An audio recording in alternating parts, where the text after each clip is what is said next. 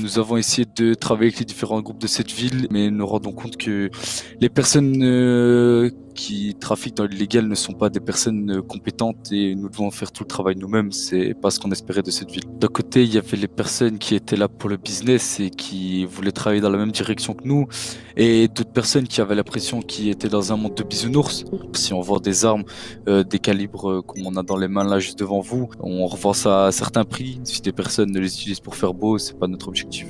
Je me présente, Alexander Avia, chef de la résistance.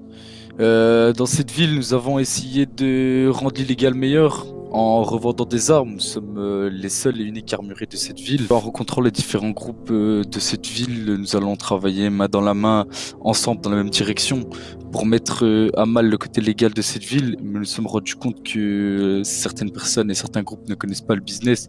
Nous les avons fournis en armes et ils n'ont pas rendu le travail que nous leur avons demandé. Je suis en compagnie de Walter Drake à ma gauche, de Ryan Mendes à ma droite, de Jason Martin tout à l'extérieur à droite et de Caleb Yousri tout à la gauche. Oscar Smoke, il faisait partie de notre organisation criminelle.